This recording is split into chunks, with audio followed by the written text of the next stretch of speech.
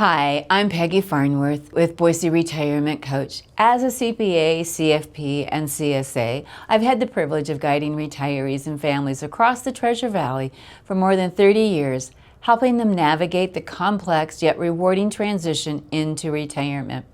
Recently, I had the opportunity to present as a new speaker for the Savvy Women and Money Conference of Idaho event at the Boise Center. This video features highlights from my breakout session on your own terms, taking control of your pathway to retirement. In it, I share key strategies for building financial confidence and creating a clear, purposeful driven plan for your retirement years. I hope you enjoy this session and feel inspired to take charge of your own pathway so you can truly step into retirement on your own terms.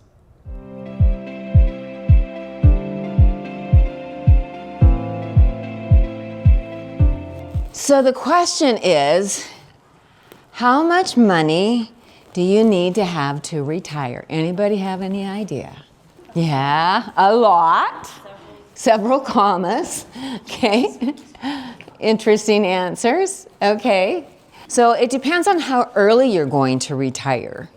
Some people are anxious to get retired and they want to do it in their 50s. Others are thinking, hey, I'm going to wait till I can draw money from out of my 401k, that's 59 and a half. I'm going to wait till then and retire.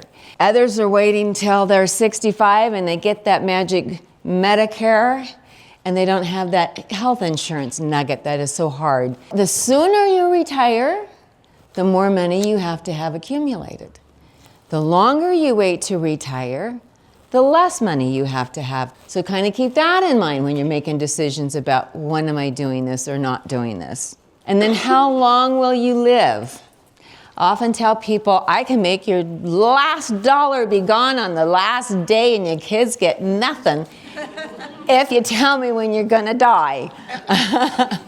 That's kind of the bigger challenge to figure out. So we're gonna look at some tools. We're gonna quickly go through them. Retirement plans, employer plans, health savings accounts is a big one for saving towards the medical side of retirement, because it doesn't go away, it gets worse. Your expenses for retirement tend to start high with doing all the things you didn't have time to do before. Then it kind of levels out, and then it goes high again because you have medical expenses. That's sort of the flow in general of how retirement expenses go. Compound interest is an amazing tool that can work for you or against you. It can increase what your savings is, but if you have a loan, it's going to work against you. So be aware of that. All right, here is an example of Megan, who started right away out of college and started saving $100 a month for the first 10 years, and she earned 7%, and then held that for the next 10 years. So then she paid $12,000, and at the end of 20 years, she has $35,000.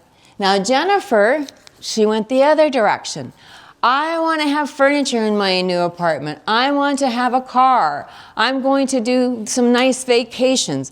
I've waited for this. I worked hard to graduate. I deserve this. Sound familiar? So she spent instead of saving in her first 10 years, and then she put aside $200 a month in the second 10 years. So she paid in $24,000, and she has approximately $35,000 that she has accumulated at the end of the 20 years. So they each have about the same bucket of money when they're done in 20 years, but one put $12,000 in place for it, and the other put $24,000 in place for it. That's the power of compound money.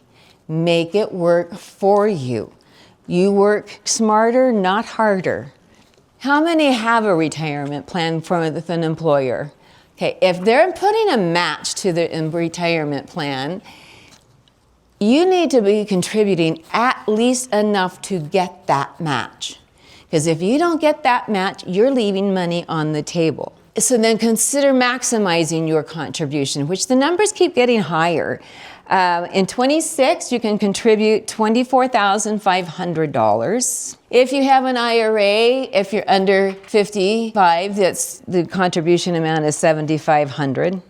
The one thing I do want you to be aware of is it may seem like those are big numbers and you may feel like you're behind the curve, but frequently that's packed in the last 5 years before retirement, which I'm going to guess, since there's so many people in here, that might be where some of you are at, because you're thinking, I need to be ready for this. So here we have a traditional IRA versus a Roth IRA, and both have very good benefits. Okay, in a traditional IRA, the contributions are tax deductible. In a Roth, they are not. The earnings are not taxable in either account. As they sit there, they are not taxable.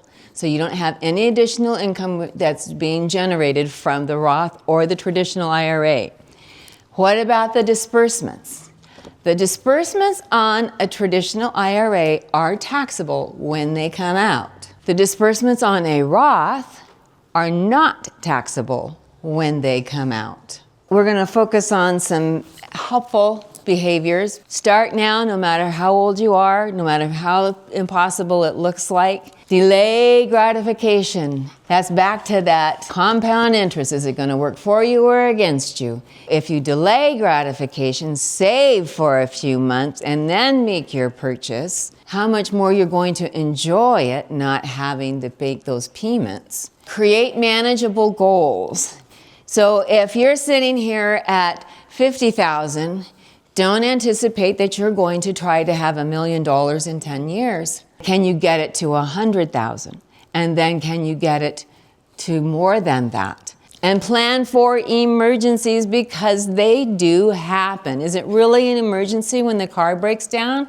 It's going to break down, so plan on it. Set some monies aside for those emergencies or replacing an appliance. Okay, Social Security. It was originally designed to be able to provide people with some living expenses, monies in retirement. I have individuals, they tell me, I want to quit working. I don't like taking my money out of savings to pay for stuff. I want my money now. Well, you take your money. Every year you take it before your full retirement age, you're going to lose 8% of the dollar value. And then if you do it at full retirement age, then you get to keep it all. And if you delay and take it at 70, then you get to increase it by 8% per year. Save and pay cash, even for a big ticket purchase item. We talked about that. Are you going to be the one paying the compound interest, or are you going to be using that? You can use that to be saving to make the purchase. Aim to be mortgage-free by retirement. Mortgage-free is very beneficial. When the market tanks, and it does, you sleep at night because your home is paid for. You don't have to make a house payment. You're in the green. You're in a good space. Loans to family or friends. Sometimes loans to family or friends is the quickest way to ruin relationships. Doesn't matter who it is or what the crisis is, if you cannot afford to give it away, don't loan it. I have an uncle who has a hat that says, I don't loan money. It causes amnesia. It is an issue. So if you choose to help your child, tie it to financial education. They need to learn how to be managing their money. There's a number of classes that are out there that they can be taught. Financial Peace University is an online version, as well as there's some local places you can take that. There is more to retirement than money. When all you have is leisure, leisure gets old. So we want to think about, what is your legacy? What are you passionate about? What are you doing with your money? It's your tool. How do you want to use it? How are you going to spend your time having fun? I have clients that I tell them, you have to make a bucket list. What's the hobbies you're going to start? What's the travel you're going to do? I give them assignments to get them focused on, because life can get in their way. And I'm trying to keep them doing the fun things, enjoying retirement. enjoying their money that they worked hard to save. What about your future self? We're going to write a letter, just going through those things that we talked about, to your future self. What do you want to create for your future self for retirement? We've talked about a few different things. We started with the ideas of what you don't want to see and what you do want to see. So what is that going to look like? That power of envisioning. Thank you for spending this time with me and being part of this conversation about your future. If you're ready to take the next step, I'd love to support you. I offer a complimentary consultation where we can talk about your goals, your concerns, and the path that feels right for you. You can learn more at Boise Retirement Coach website, where you'll also find helpful resources, upcoming workshops, and opportunities to stay connected through my newsletter. Retirement isn't just about finances. It's about creating a life that feels meaningful, secure, and truly your own. I look forward to helping you build that future on your terms.